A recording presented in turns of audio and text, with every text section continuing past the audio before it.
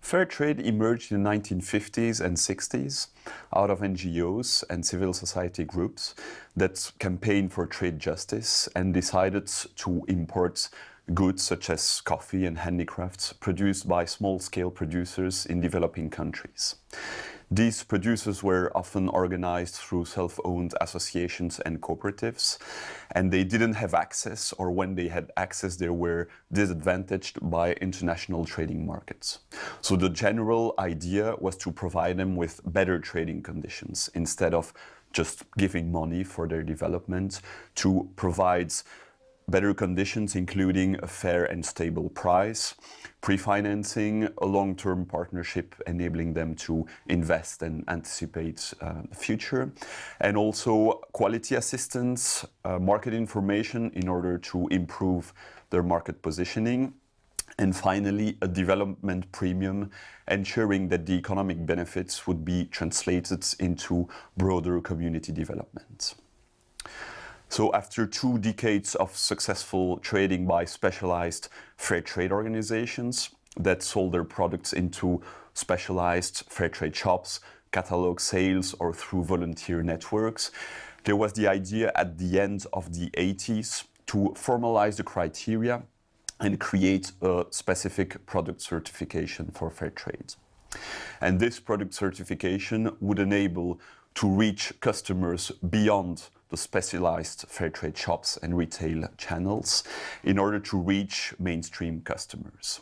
And so starting in the late 80s with Max Havelaar, Netherlands, and other similar initiatives in other countries, a fair trade label was created and harmonized internationally at the end of the 90s. And now the umbrella is called Fair Trade International.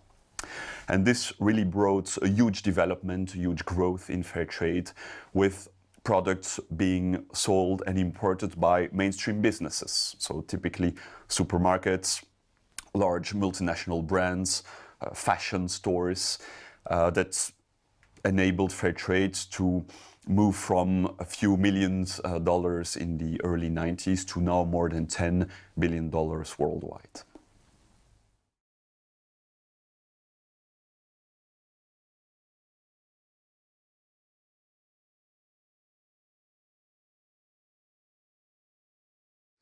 In fair trade, there is not much use of the term transformation or commercialization. However, of course, due to the huge growth and development of fair trade in the mainstream, beyond the initial niche, there is a huge challenge for fair trade social enterprises, especially the pioneers one, to adapt to this changing context. So we've witnessed evolutions in fair trade social enterprises, both in developing countries and in so-called developed countries. And I can share with you a few examples taken from a study done in Europe with fair trade social enterprises. And these examples are taken out of my book published by Routledge in 2012, Fair Trade Organizations and Social Enterprise. So what we've seen typically in fair trade social enterprises organized as NGOs or non-profit organizations is a change, for example, towards for-profit or cooperative forms. For example, Saldac in France, an importing fair trade social enterprise, moved to a for-profit form. More common, however, is a change in which initial non-profit or non-governmental organizations split into a dual structure with, on the one hand, the non-profits, and on the other hand, a for-profit or a cooperative arm that is owned mainly by the non-profit. And there we have plenty of examples, for example, Tradecraft in the UK or Oxfam Fair Trade in Belgium. And then finally, what has also happened, especially in the UK, is the creation of new fair trade businesses for coffee or for chocolates by a number of pioneer fair trade organizations and NGOs. So Café Direct, Divine Chocolates, Liberation Nuts in the UK are kind of joint ventures by pioneer non-profit organizations. So this concerns legal forms.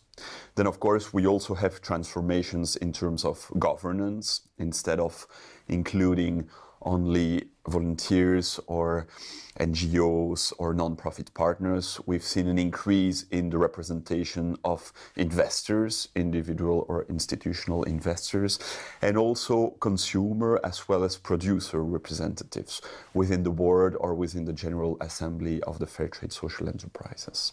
There is also an influence in terms of human resources for Fairtrade social enterprises working with supermarkets or other for-profit businesses. There is, of course, a need for market and business expertise.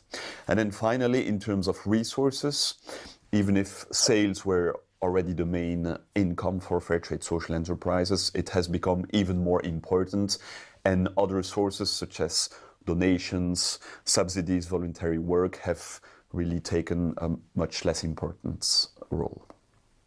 Regarding the impacts of transformation, unlike in microfinance, there hasn't been really implications in terms of regulation or formal activity. So the activity of transformed Fairtrade social enterprises remains formally the same. However, there are important implications in terms of the market capacity and positioning of these social enterprises.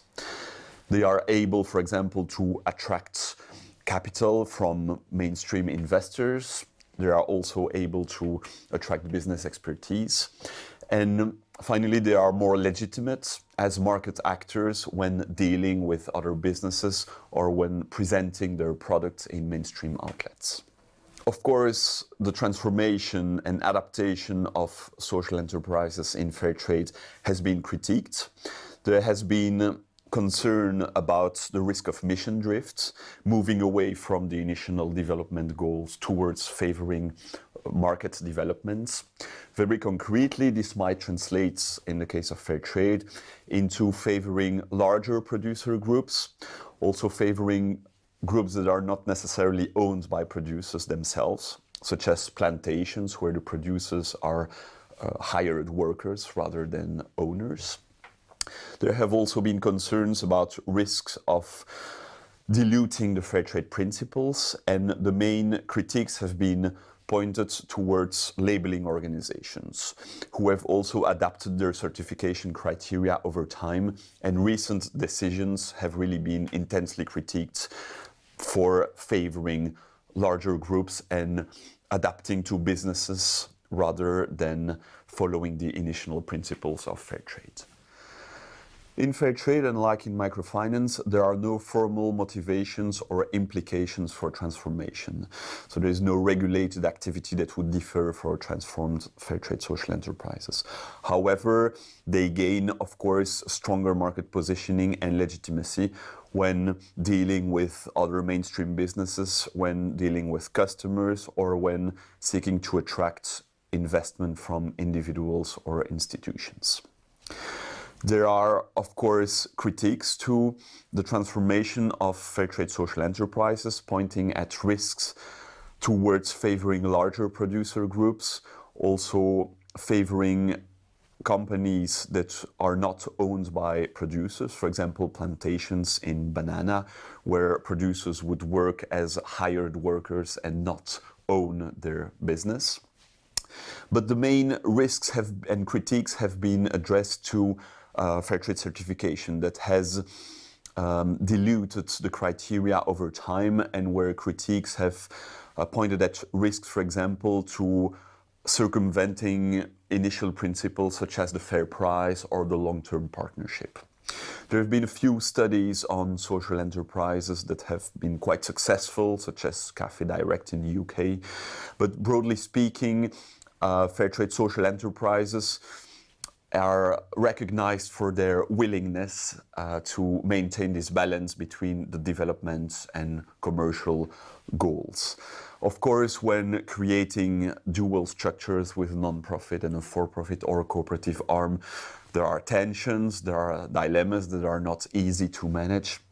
But overall, social enterprises in fair trade really present themselves as hybrid organizations that really try to combine these markets and development dimensions. Also, the fact of working through networks and building partnerships among social enterprises in the context of, for example, the World Fair Trade Organization, which is a network of social enterprises, both from developing and developed countries, is really useful to help maintain this balance.